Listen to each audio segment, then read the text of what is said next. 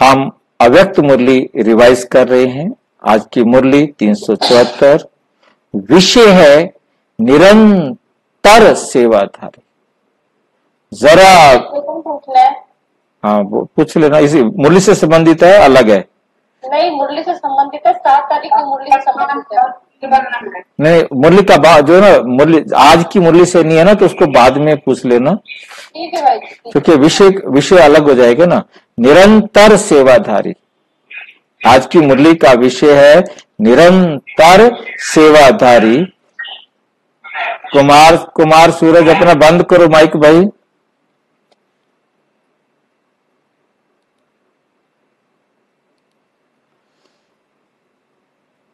निरंतर सेवाधारी, ये मुरली रिवाइज हो रही है। बाबा ने चलाई थी 24 जनवरी 1978 को। सदा महादानी और वरदानी, निरंतर योगी व निरंतर सेवाधारी बनने वाले विश्व कल्याणकारी सतगुरु शिव बाबा बोले। आज बाप दादा हर एक बच्चे के मस्तक बीच चमकता हुआ सितारा कहो या हीरा कहो, देखते हुए हर्षित हो रहे हैं। हर एक की चमक न्यारी है और प्यारी थी। इन चमकते हुए सितारों से हर आत्मा की तकदीर की लकीरें स्पष्ट दिखाई देती हैं। बाप दादा को नाज है, कैसे कैसे बिछड़े हुए बच्चे अपना भाग्य बनाने के लिए कितना गुप्त और प्रत्यक्ष पुरुषार्थ कर रहे हैं। गुप्त पुरुषार्थ भी कर रहे हैं, प्रत्यक्ष पुरुषार्थ भी कर रहे हैं। बच्चों को नशा और तीव्र पुरुषार्थ देख, बच्चों का नशा और तीव्र पुरुषार्थ देख बाप भी बच्चों पर बलिहार जाते। झूठ बोलता है ना बाबा? शिव बाबा बच्चों पर बलिहार जाता है? नहीं जाते, नहीं जाते। मक्खन लगाता है, ऐसा इतना मैं देख रहा था, आज मक्खन कैसा लगाएगा। एकदम मक्खन का कटोरा भर के लेके आता है, पूरा मक्खन लगा देता है। तो मक्खन लगा भैया बाबा बच्चों पर बलिहार जाते हैं। कैसे पता लगा जाते हैं? भैया बलिहार ऐसे जाते हैं ना कि बच्चे इतने दुखी हुए पड़े थे, इतने परेशान थे, फिर अंधेरे में भटक रहे थे भक्ति मार्ग में है, और फिर वो बच्चों को आके इन सब चीजों से छुड़ाते हैं, ज्ञान देते हैं। यही तो बलिहार जाना होता है, और कैसे बलिहार जाते हैं? हम तो समझते कहना माने बलिहार, माँ बाप बच्चे पर बलिहार जाती है, बच्चे का कहना मानती है। बाप हमारा कहना मानता है कोई? हमसे नीचे आ जाते हैं हमारे लिए इस पतित दुनिया में, पतित शरीर में। ये कितनी बड़ी बात है। हमने कहा था नहीं बाबा, फिर अभी क्यों आते, पहले क्यों नहीं आते? वो बाप किस लिए है? बाप तो है, चाहे हमने कहा या नहीं कहा, लेकिन बाप को अपने बच्चों पे तरस तो आता है ना भैया। बाबा कहते तुमने मुझे बुलाया, मैं आज्ञाकारी हूँ, तुम्हारे कहने पर आया हूँ। सारे मक्खन के लिए सारे शब्द हमारे पकड़ के रख के इसलिए कहता है, बाकी हमारा कहना नहीं मानता, अपना कहना मनवाता है। बाबा का पाठ था ना आने का। बिल्कुल अपना कहना मनवाता है हमारे से। कहता है तुम मेरे पे बलिहार जाओ, अर्थात बच्चों के गले का हार बन जाते हैं। शिव बाबा बच्चों के गले का हार बन जाते हैं। और हार कौन पहनता है? हार कौन पहनता है? जो जीतता है, जो विजय प्राप्त करता है, उसी के गले में हार डाला जाता है ना। और जो हारता है उसको डालते हैं कोई हार? नहीं डालते। और जो जीतता है उसके गले में हार डालते हैं। और बाबा अर्थात बच्चों के गले का हार बन जाते हैं, बच्चों को अपने ऊपर जीत पहनाते हैं। ऐसा है, कोई जीत पहनाई बाबा ने बच्चों पर? किनके? विकारों पर जीत पहनवाई ना बाबा। तो बाबा अपने सारे ज्ञान का मालिक बनाकर गले का हार बनते हैं, क्योंकि बाबा अपना सब कुछ बच्चों को दे देते हैं। जितना बच्चों ने प्राप्त किया वो उनकी विजय हुई ना। बच्चों की प्राप्त करने की विधि तो बाबा ने बताई, परंतु प्राप्त करने की मेहनत तो आत्माओं ने की, और की तो विजयी बने। जिन्होंने नहीं की वो फिर पद उनका ऑटोमेटिक छोटा हो गया। जैसे हार सदा गले में पिरोए हुए होते हैं, जैसे हार सदा गले में ही डाले जाते हैं, वैसे बच्चे के मुख में, नयनों में, बुद्धि में बाप ही समाया हुआ है। कहां का समाया गया बाप? मुख में बाबा, आंखों में बाबा, बुद्धि में बाबा, अर्थात बाप को अपने गले का हार बनाया। आज बाप दादा बच्चों के गीत गा रहे थे। आज कौन सा गीत गाया? बाबा भी बच्चों का गीत गाता है। देखो कौन सा गीत सुनाता है बाबा। किसी को मालूम है बाबा कौन सा गीत गाता है बच्चों का? वाह बच्चे वाह। बच्चों की महिमा का, हर बच्चे को बाप को प्रत्यक्ष करने का उमंग देखा। सिवाय बच्चों के बाप प्रत्यक्ष हो भी नहीं सकता, तो बाप को भी प्रत्यक्ष करने वाले कितने श्रेष्ठ ठहरे। इतना नशा या स्मृति, सेवा की स्मृति सदा रहे। जैसे बाप अविनाशी है, आत्मा अविनाशी है, सर्व प्राप्ति संगम युग की अविनाशी है, ऐसे ही स्मृति या नशा भी अविनाशी है। अब ये प्रश्न पूछ लिया, बाकी सारे हैं, ये पूछ रहे हैं कि ये भी है। ऐसे आपको स्मृति व नशा हमेशा रहता है, निरंतर रहता है सदा।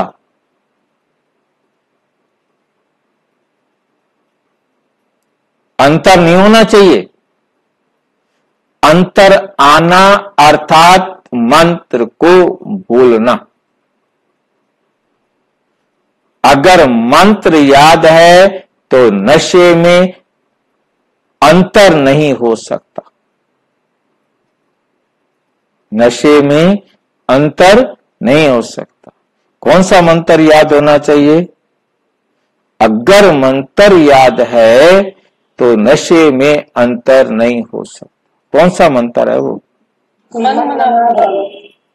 ये तो सबको याद है, फिर क्यों अंतर आ जाता है? अपने आत्मा समझ। हाँ जी, आत्मा समझ के काम करो। नहीं, मन मना भाव हम सबको याद है ना। किसको याद नहीं है मन मना भाव? सबको मन मना भाव याद है, फिर अंतर क्यों आ जाता है? तो ये खाली मन भूल जाते हैं ना बच्चे। तो क्या करें? उसको प्रैक्टिकल में करना होता है ना। अच्छा, मन मना भाव करते रहे, सारा दिन मन मना भाव करते रहे। और क्या? दोस्तों से, सखियों से कोई बात ना करें। बस में होते मन मना तो भूल जाते बच्चे, तभी तो दुखी होते हैं। और हमारा 24 घंटे मन मना भाव चलता रहे तब निरंतर, और मन मना भाव करना रोक दिया तो पड़ जाएगा अंतर। अंतर पड़ गया तो निरंतर नहीं हो सकता। कितनी सख्त, कितने कानून नियम सख्त हैं, देखो जरा। संसार में रहते हैं भाई, जिनके साथ रहते हैं, क्या उनके साथ भी हमें बातें नहीं करनी है? बातें करते हुए भी मन मना भाव करें। बातें करनी है, लेकिन बाबा की श्रीमत के अनुसार मन मना भाव करते ही रहना है। मतलब मन बना भाव तो चलता ही रहे भैया, निरंतर चलता रहे, क्योंकि ये बात बाबा की श्रीमत के अनुसार है तो मुझे बोलनी है, नहीं तो नहीं बोलनी है। ये समय आया है, इस समय मुझे ऐसे बोलना है, बाबा की श्रीमत के अनुसार मुझे अब ऐसे करना है, ऐसे देखना है, ऐसे जाना है, ऐसे जाना है। बाबा की श्रीमत क्या है, हर एक पर देखते रहना कि ये बाबा की श्रीमत के अनुसार है, तो हमें बाबा याद है, हम निरंतर मन मना भाव कर रहे हैं। तरीके तो सारे बता देता है।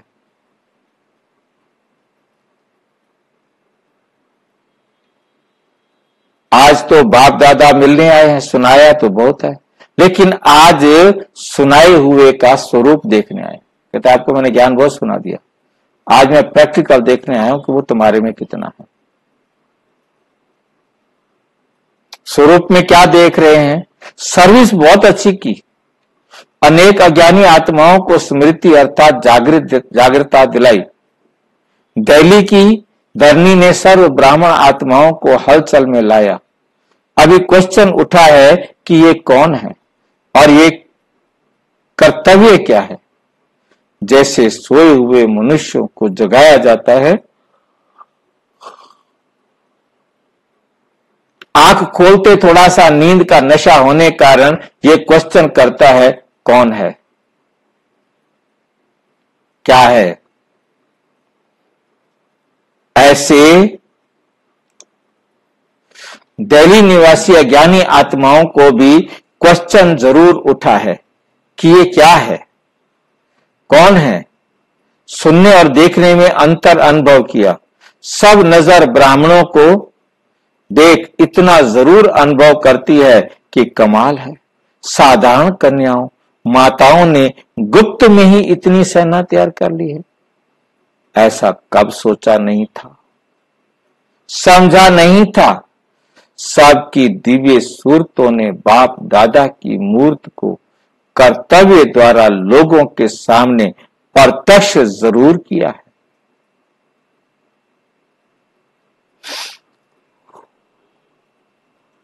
अभी सिर्फ हलचल मचाई है, जैसे धरनी में पहले हल चलाते हैं ना,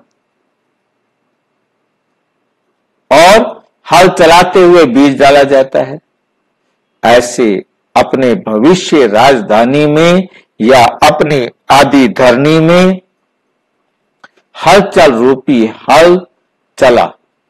कोई ताकत ही, कोई शक्ति है, साधारण व्यक्तियां नहीं।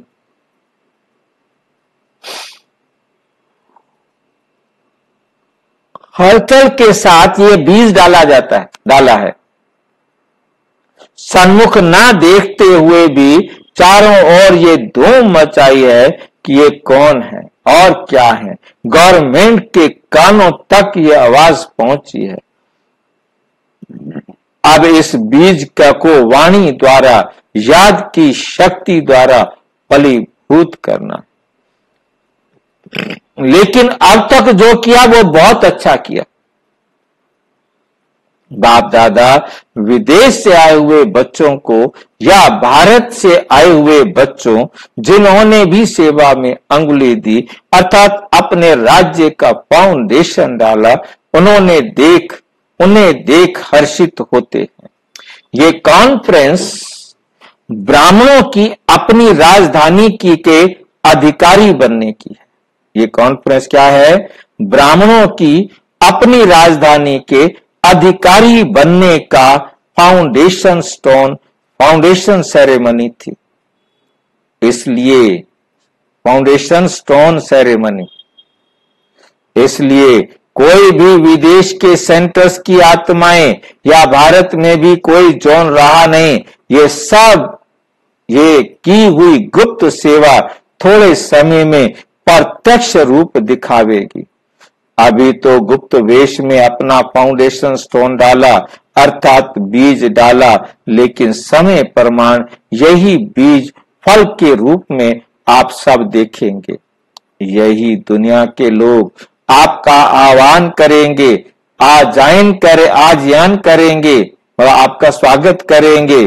और सभी को खांसी की आवाज होती है, सभी की खांसी की आवाज होती है। बहुत मेहनत की है क्या? प्रकृति का प्रभाव ज्यादा हो गया, इसका फल भी मिल जाएगा। विदेशी आत्माओं को ये भी अनुभव करना बहुत जरूरी है कि जैसा मौसम वैसा स्वयं को चला सके। ये भी अनुभव चाहिए।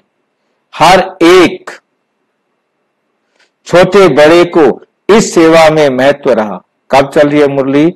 24 जनवरी को, और वहां पर ठंडी बहुत तेज होती है क्योंकि ये मुरली आबू पर्वत पर चल रही है।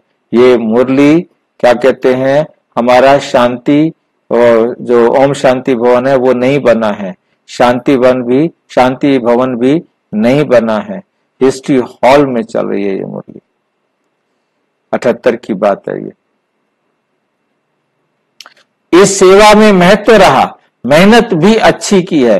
पहला फाउंडेशन ये क्वेश्चन उठा है, अब दोबारा फिर क्वेश्चन का उत्तर मिलेगा।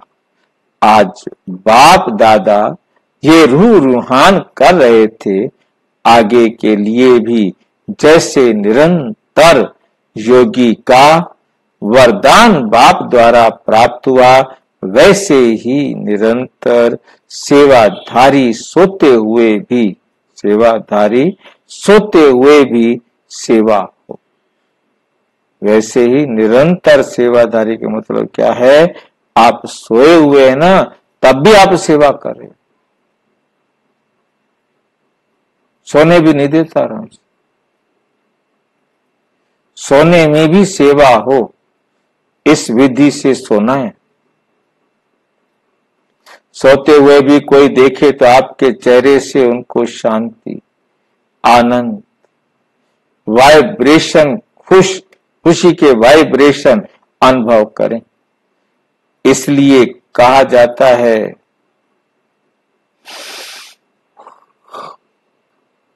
कि बड़ी मीठी नदी थी, बड़ी मीठी नींद थी। इसलिए कहा जाता है बड़ी मीठी नींद थी। नींद में भी अंतर होता है। हर संकल्प में, हर कर्म में सदा सर्विस समाई हुई हो, इसको कहा जाता है निरंतर सेवाधारी। बाप और सेवा, जैसे बाप अति प्यारा लगता है, बाप के बिना जीवन नहीं, ऐसे ही सेवा के बिना जीवन नहीं। ऐसे निरंतर योगी और निरंतर सेवाधारी सदा विघ्न विनाशक होते हैं। बाप की याद और सेवा ये डबल लॉक लग जाता है, इसलिए माया आ नहीं सकती। चेक करो कि सदा डबल लॉक रहता है। अगर सिंगल लॉक है तो माया के आने की मार्जिन रह जाती है, माया को आने का मौका रह जाता है। इसलिए बार बार अटेंशन दो कि बाप की याद और सेवा में तत्पर हैं।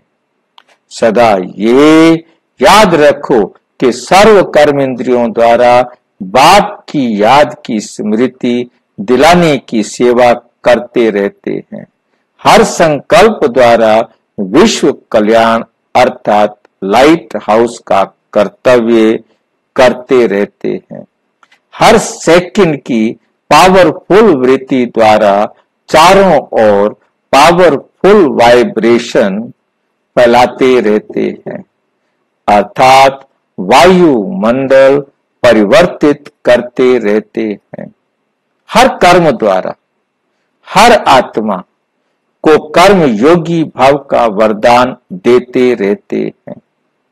हर कदम में स्वयं प्रति पद्मों की कमाई जमा करते जा रहे हैं।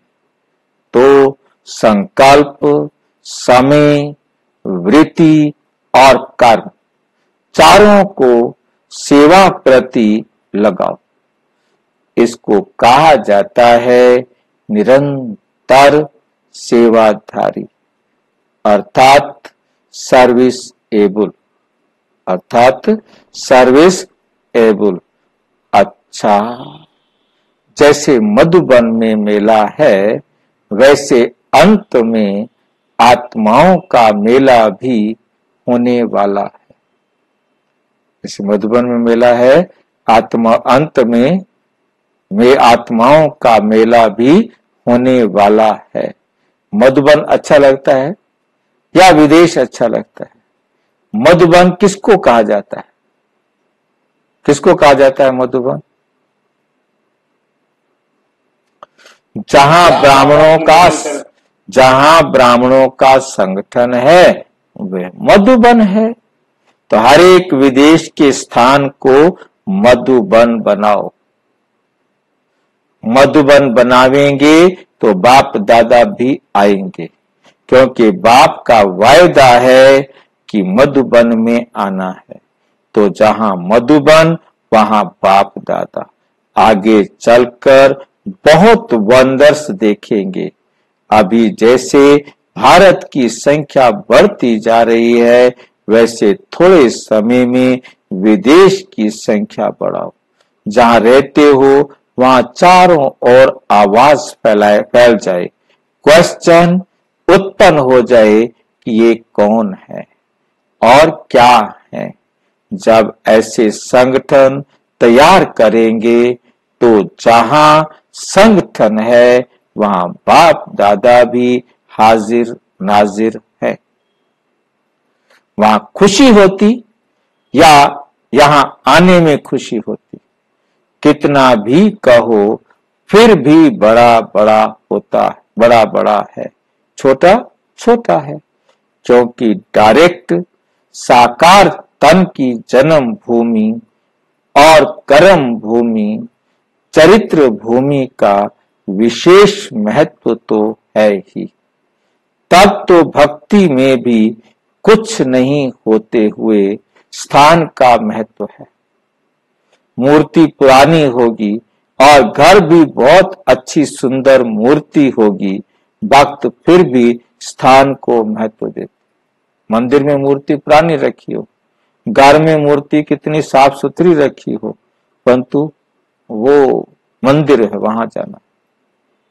तो स्थान का महत्व है, लेकिन अपनी फुलवाड़ी को बढ़ाओ, मधुबन जैसा नक्शा बनाओ।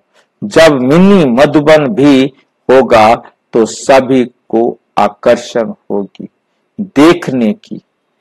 अच्छा, बाप दादा वर्तमान सेवा की थैंक्स देते हैं और भविष्य सेवा के लिए फिर स्मृति दिलाते हैं।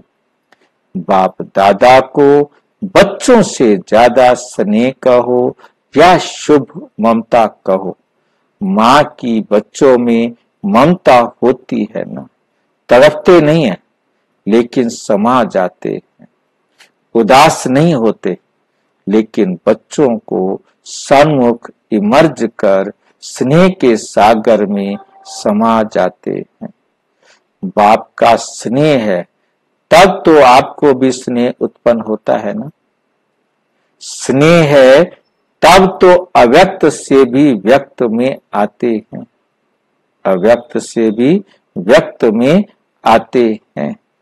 ऐसे स्नेह के बंधन में बांधने वाले, स्नेह से बाप को प्रत्यक्ष करने वाले, सेवा द्वारा विश्व के कल्याण अर्थ निमित्त बने हुए सदा महादानी और वरदानी, ऐसे निरंतर योगी, निरंतर सेवाधारी बच्चों को बाप दादा का याद, प्यार और नमस्ते।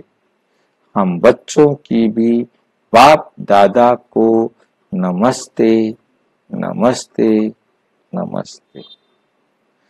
अच्छा, ओम शांति।